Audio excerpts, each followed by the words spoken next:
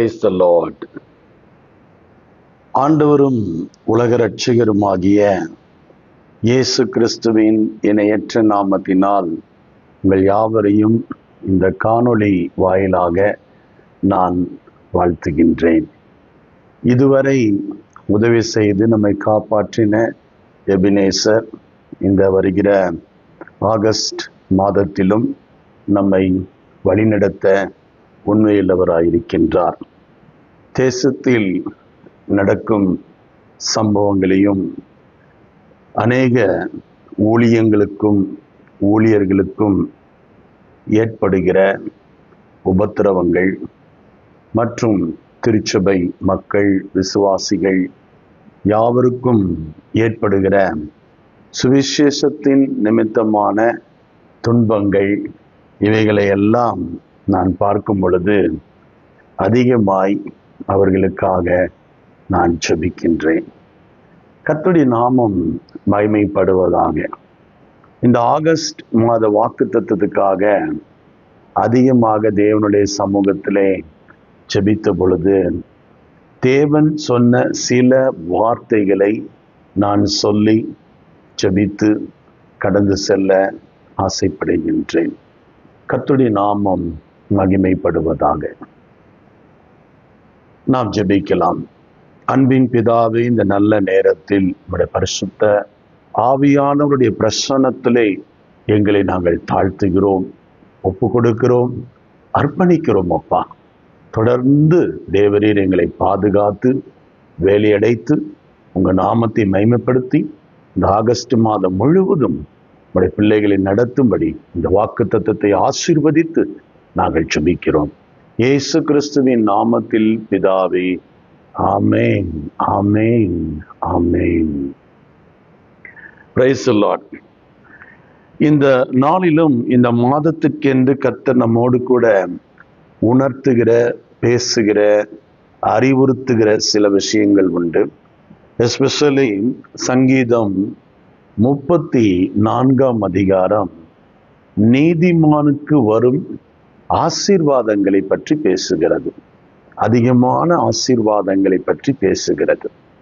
ஆனால் அந்த 34 அதிகாரத்தினுடைய 19வது வாக்கியத்தை நாம் இன்றைக்கு இந்த மாதத்திற்கென்று வாக்குத்தத்தமாக ஜெபித்து நாம் விசுவாசிக்க போகின்றோம். ஆம், விசுவாசிக்கிறவர்களுக்கு எல்லாம் கூடும். வேதம் என்ன சொல்லுகிறது? நீதிமானுக்கு வரும் துன்பங்கள் அநேகமாய் இருக்கும், கர்த்தர் அவை எல்லாவற்றிலும் நின்று அவனை விடுவிப்பார். அருமையான வார்த்தை. எப்பொழுதும் நான் சொல்லி என் இருதயத்தில் ஜெபிக்கிற வார்த்தை, கடந்த 30 ஆண்டுகளாக ஜெபிக்கிற வார்த்தை. நீதிமானுக்கு வரும் துன்பங்கள் அநேகமாயிருக்கும். ஒருவேளை இந்த வேர்ஸ் ஸ்டார்ட் பண்ற விதத்தை பார்த்தா ஒரு நெகட்டிவான ஒரு ஃபீல் நமக்கு கொடுக்குற மாதிரி இருக்கும். பட் அது நெகட்டிவான ஒரு ஃபீல் இல்லை. அதுக்கு பின்னால் ஒரு பாசிட்டிவ் ரிசல்ட் இருக்கிறத நான் பார்க்கிறேன். கர்த்தர் அவைகள் எல்லாவற்றிலும் நின்று அவனை விடுவிப்பார். ஸோ இன்னைக்கு ஒரு கேள்வி வரலாம், யார் நீதிமான்? இப்போ புதிய ஏற்பாட்டில் நீங்க பார்த்தீங்கன்னா இயேசுவின் இரத்தத்தினால் கழுவப்பட்ட நீதிமான் அப்படின்னு நம்ம பார்க்குறோம். பழைய ஏற்பாட்டு காலங்களில் கிரியைகள் தான் அந்த நீதிமானுக்குரிய அடையாளங்களாக காணப்பட்டது. ஸோ இந்த அதிகாரத்திலேயே கர்த்தர் ரொம்ப அழகாக நீதிமானுக்குரிய ஒரு சில தகுதிகளை அவர் எழுதுறார். நீங்க வேத வசனம் சங்கீதம் 34 அதிகாரம் 13, 14 ஆகிய வசனங்களை கவனித்தால் உங்களுக்கு புரியும். உன் நாவை பொல்லாப்புக்கும் உன் உதடுகளை கபட்டு வசனிப்புக்கும் விலக்கி காத்துக்கொள். தீமையை விட்டு விலகி நன்மை செய், சமாதானத்தை தேடி அதை தொடர்ந்து கொள். இது அருமையான ஒரு வார்த்தை. வேதம் என்ன சொல்லுது? உன் நாவை பொல்லாப்புக்கும் உன்னுடைய உதடுகளை கபட்டு வசனிப்புக்கும் விலக்கி காத்துக்கொள். ரெண்டு விஷயத்தை நம்ம நீதிமானா இருக்கும் போது காத்துக்கொள்ளணும். ஒண்ணு, நம்முடைய நாவு. யாக்கோப்பு நிருபத்துல நாவை பற்றி ரொம்ப அழகா எழுதுறார். எப்படி ஒரு படகை திருப்புகிற சுக்கான் திருப்புகிறதை போல மனிதர்களுடைய வாயிலிருந்து வரக்கூடிய வார்த்தை ஒரு வாழ்க்கையை புரட்டி போடக்கூடியது. ஸோ நீதிமானுக்கு இருக்க வேண்டிய தகுதிகளில் முதல் தகுதியாக நான் பார்க்கிற ஒரு தகுதி நாவடக்கம், சொல்லடக்கம்.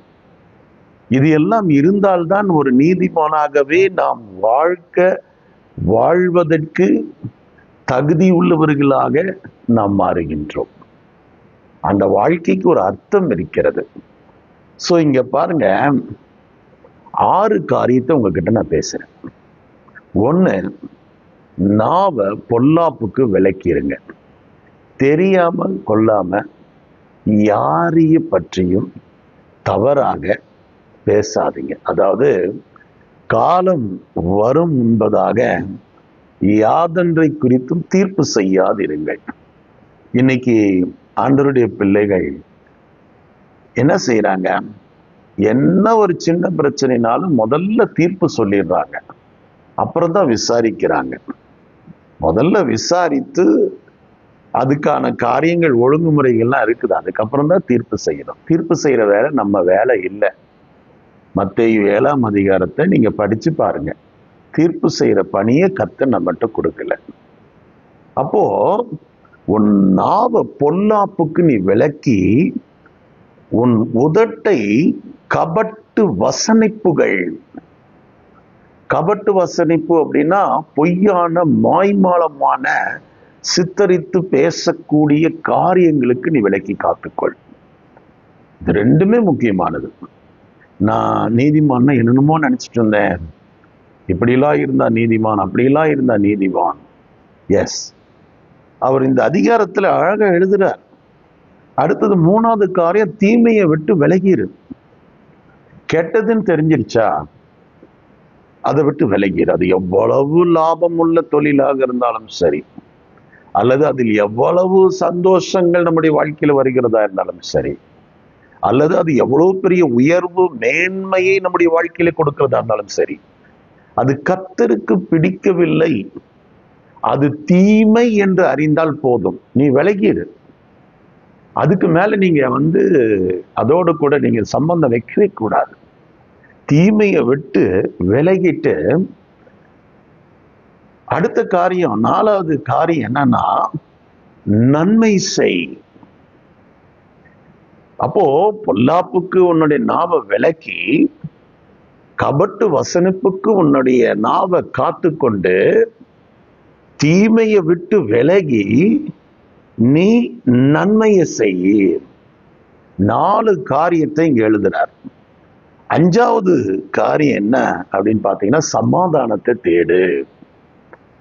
சமாதானம் அப்படின்னா பல விதத்துல அர்த்தம் எடுக்கப்படுகிறது, பல விதத்துல அதுல அர்த்தங்கள் கொடுக்கப்படுகிறது. நாம் பிறரோடு செய்யும் சமாதானம், நம்முடைய வாழ்க்கையில் நம்முடைய இருதயத்தில் வரும் அமைதியை சமாதானம் என்று சொல்லுகிறோம். இப்படி சமாதானத்துக்கு பல விளக்கங்கள் இருக்குது.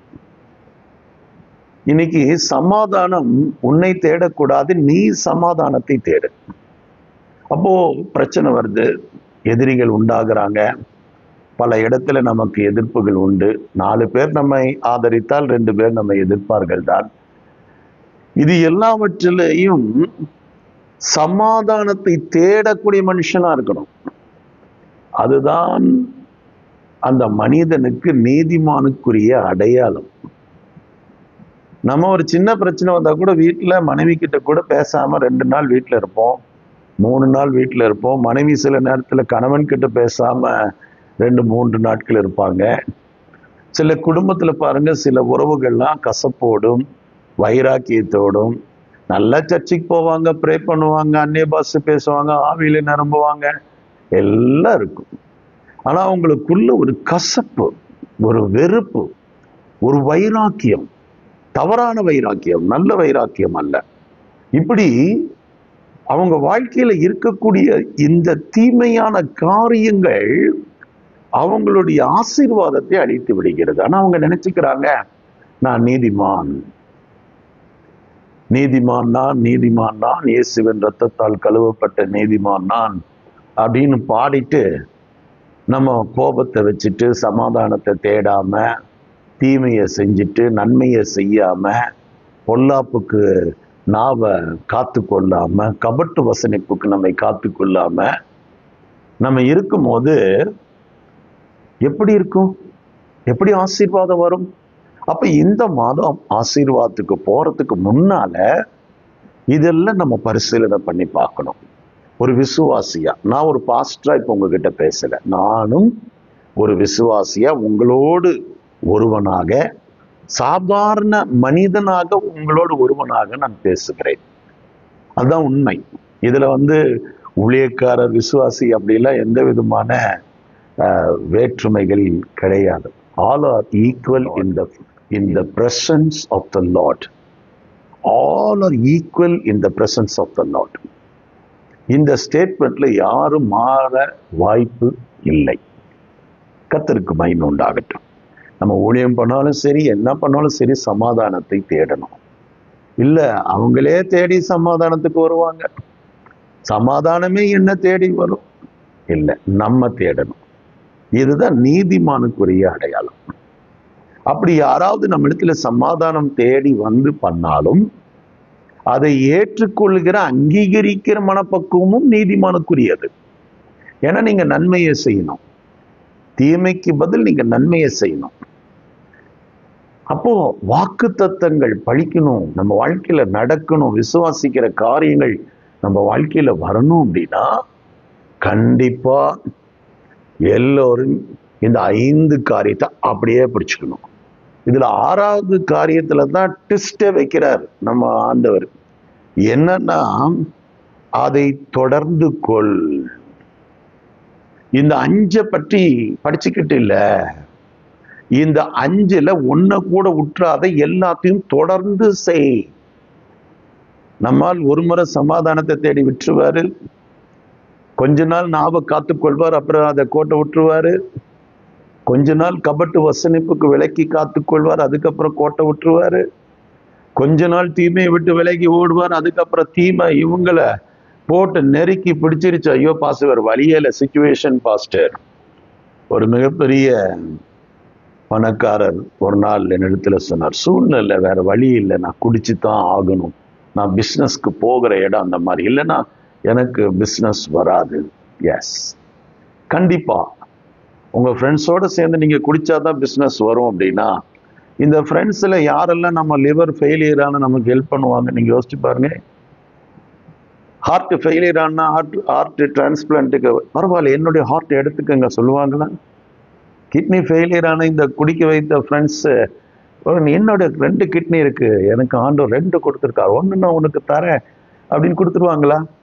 இங்க பாருங்க, இந்த நட்பு உறவு இதெல்லாம் எங்க தெரியுங்களா? பாசம் பந்தம் எல்லாமே சாப்பிட்டு இந்த தொண்டை குழிக்குள்ள இறங்குற வரைக்கும் தான், அதுக்கப்புறம் புத்தியை காமிச்சிருவாங்க.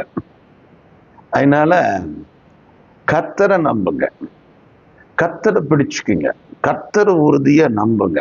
இந்த உலகத்துல யாரும் நமக்கு கடைசி வரைக்கும் வரப்போறது இல்லை. புரியுதுங்களா?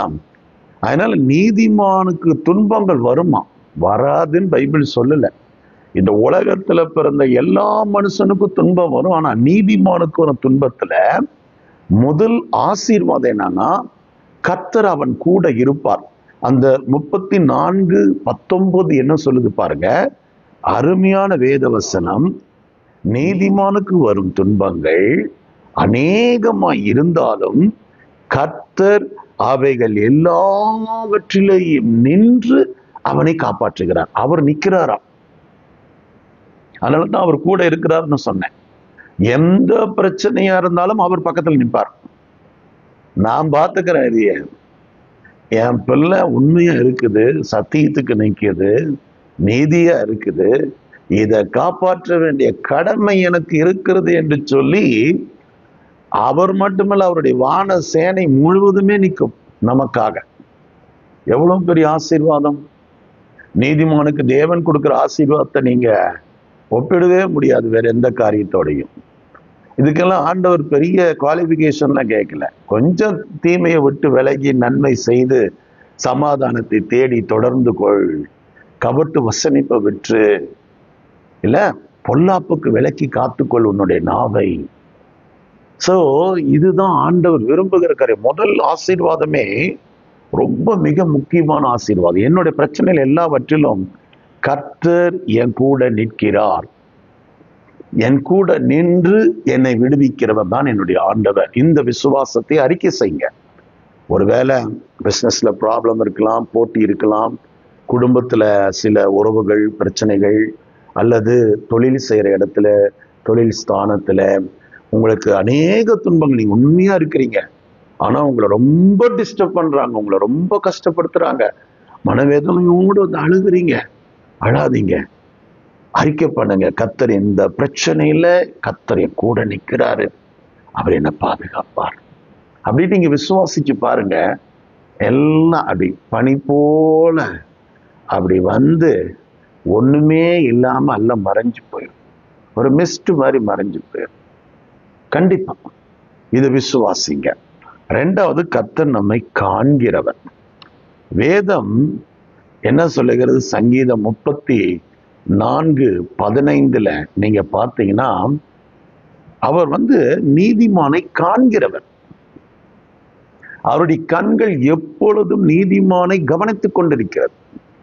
இந்த நீதி செய்யறவங்கள சும்மா விடல ஆண்டவர், கவனிச்சுக்கிட்டே இருக்கார், பார்த்துக்கிட்டே இருக்கிறார்.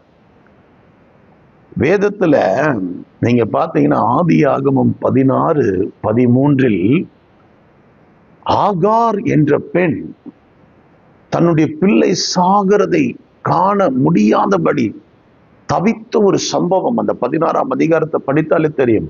ஆபிரகாம் அனுப்பி விடுகிறார் வனாந்தரத்திலே, என்னை காண்கிறவரை நான் இவ்விடத்தில் கண்டேன், என்னை காண்கிற தேவன் அவர் என்று பெயர் வைத்தாள். அந்நிய ஸ்திரீ, ஆனாலும் அவளுக்கு இருந்த விசுவாசம். என்னை காண்கிற தேவன் இங்க இருக்கிறார். கர்த்தருடைய கண்கள் பூமி எங்கும் உலாவிக் கொண்டிருக்கிறது, உங்களை என்னை பார்த்துக்கிட்டு இருக்குது. 24/7 நம்ம என்ன செய்யறோம், என்ன பேசுறோம், எங்க போறோம், யாரை பார்க்கிறோம், எப்படி வாழ்றோம், எல்லாம் பார்த்து கொண்டிருக்கிறார். சோ இயேசு கண்டார் அப்படின்னு நிறைய இடத்துல இருக்குது வசனம். நீங்க வேதத்துல பாத்தீங்கன்னா யோவான் 5:6 38 வருஷம் ஒரு மனிதன் வியாதியா இருக்கிறதை கண்டு அவனிடத்துல போய் கேட்டார், கண்டார். நீங்க லூக்கா நற்செய்தி 13ஆம் அதிகாரம் 12 18 வருட கூனியா இருக்கிற ஸ்திரீ அங்க தேவாலயத்தில் உட்கார்ந்து கர்த்தருடைய வார்த்தையை கேட்டுக்கொண்டிருக்கும் பொழுது இயேசு அவளை கண்டார். காண்கிற தெய்வம் அவர். தந்தை அவர்கள் பாடுற மாதிரி, என்னை காண்பவரே காப்பவரே. ஆமென். நீதிமானை காண்கிறவர், அவனுடைய எல்லா இக்கட்டிலும் காண்கிறவர், அவனுடைய எல்லா துயரத்திலும்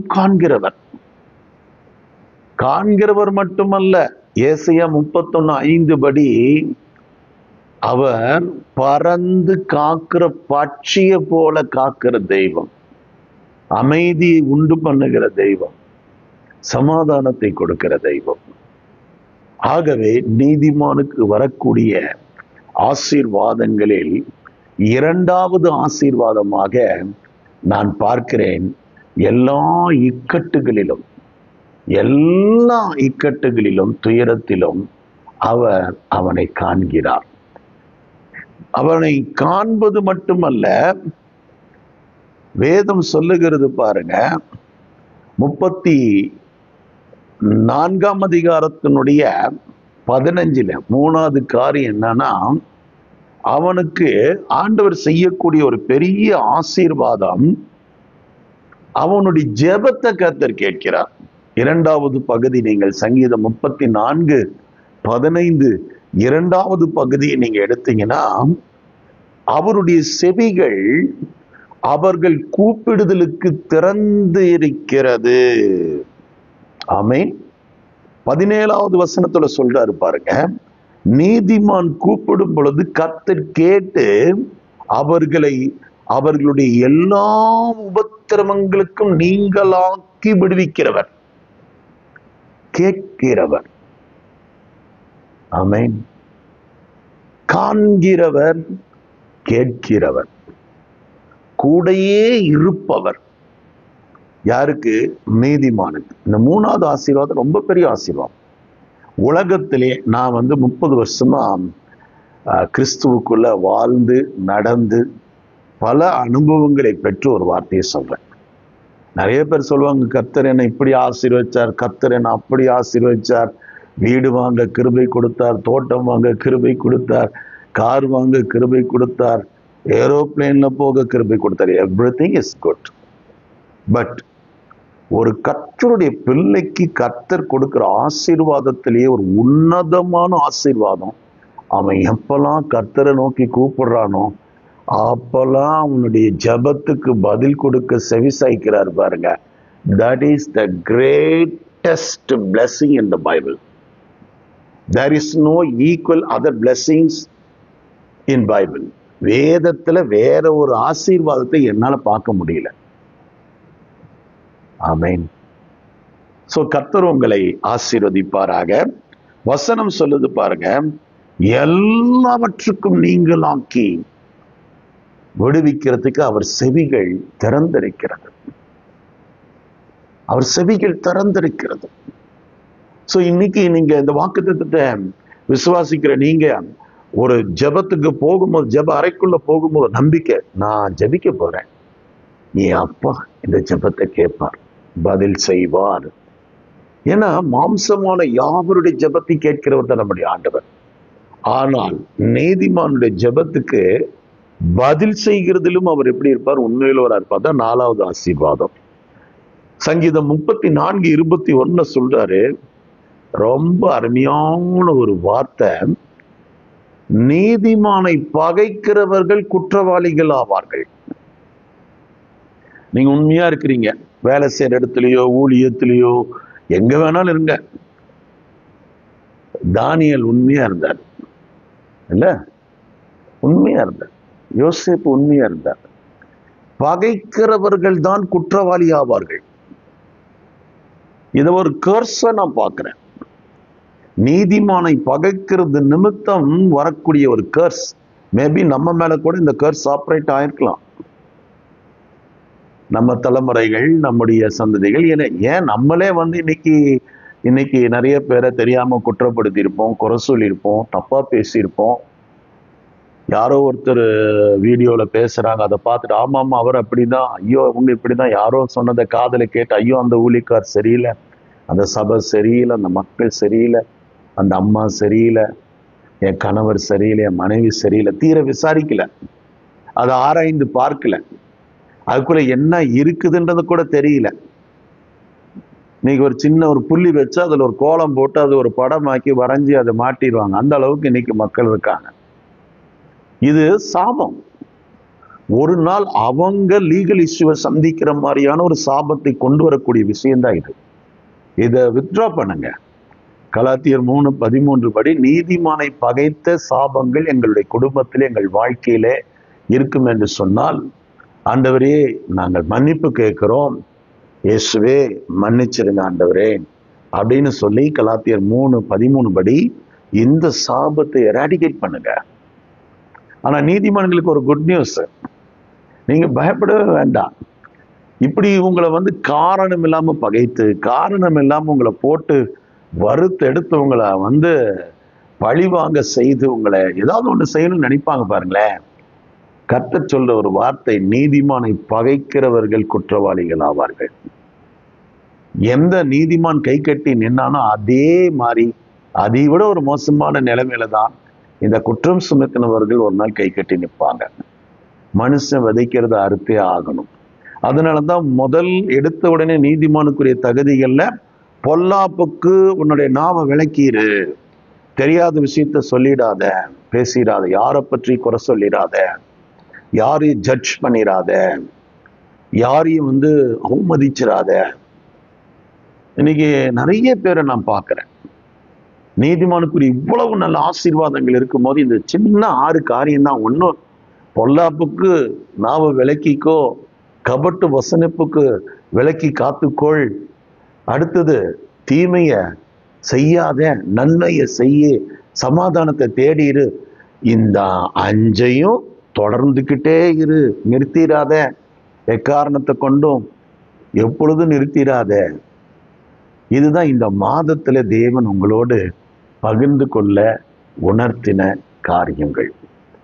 கிறிஸ்துவில் பிரியமானவர்களே, ஒருவேளை இந்த செய்தி கேட்கிற நீங்க என்ன சிச்சுவேஷன்ல இருக்கிறீங்கன்னு தெரியல. மேபி பொருளாதாரத்துல தேவையில இருக்கலாம், ரொம்ப அர்ஜென்ட் பணம் கட்டணும், என்ன பண்றேன்னு தெரியல, கடன், வறுமை,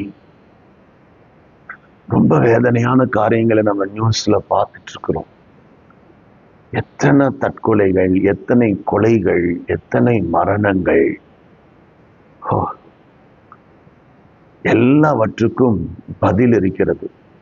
வாழ்ந்து பார்க்கணும், நின்று பார்க்கணும், ஜெயிச்சு காட்டணும். அந்த ஒரு வைராக்கியத்தோடு என்ன சூழ்நிலை வந்தால், என்ன பிரச்சனை வந்தால், ஜெபித்து தேவ சமூகத்துல காத்திருந்து நீதிமானுக்குரிய ஆசீர்வாதங்களை நீங்களும் நானும் சுதந்திரிக்கணும். மாறாக கோழைத்தனமான ஒரு முடிவை எந்த காலத்திலும் நம்ம எடுக்கக்கூடாது. முன்வைத்த காலை என்றைக்கும் எதற்கும் பயந்து பின்வைக்க கூடாது. தைரியமா தொடர்ந்து முன்னேறி செல். 30 வருஷம் என்னுடைய ஊழிய அனுபவத்துல நான் சோர்ந்து போற நேரங்கள், கைவிடப்பட்ட நேரங்கள் எல்லாம் பெரிய கதைங்க. எல்லா நேரங்களையும் என் காதுல தொனிக்கிற சத்தம், என்னைக்கு ஆண்டவர் தீர்க்கு தரிசனமோ உன்னை இப்படி ஆசீர்வதிப்பான், அப்படி உயர்த்துவேன், இப்படி மேன்மைப்படுத்துவேன், எனக்கு பெரிய ஊழியர்கள் ப்ராப்பர்சி சொல்றதோ, அல்லது யாராவது தலையில கை வச்சு பல மணி நேரம் தீர்க்கு தரிசனம் சொல்ற இந்த அனுபவம்லாம் எனக்கு கிடையாதுங்க. என் காதில் ஒரு சத்தம் எப்பவும் கேட்கும். என் மனசுக்குள்ள அந்த சத்தம் எப்பொழுதும் துணிக்கும். கர்த்தர் என் கூட பேசுற ஒரே ஒரு வார்த்தை, தொடர்ந்து ஓடு, நின்றாத.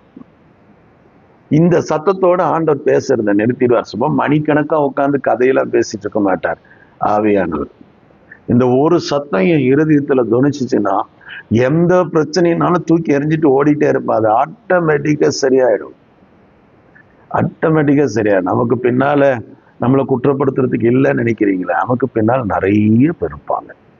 நம்ம காதுக்கு வரும் நிறைய விஷயங்கள், சில விஷயங்கள் காதுக்கு வராது. அவங்க என்ன நினைச்சுக்குவாங்க, நம்ம ஜெயிச்சிட்டோம், நம்ம சக்சஸ்ஃபுல்லா ஒருத்தர் அக்யூஸ் பண்ணிட்டோம். அக்யூசர் யாரு தெரியுங்களா? Chettan. Don't accuse anyone else. யாரையும் குற்றப்படுத்தாதீங்க. இரவும் பகலும் தேவனுடைய பிள்ளைகள் மேல குற்றம் சுமத்தும்படி போய் நிற்கிறவன் யாருன்னா சேட்டன். சேட்டனஸ் அப்படின்னாலே அக்யூசர், எதிராளி, அட்வர்சரி, எதிராளி.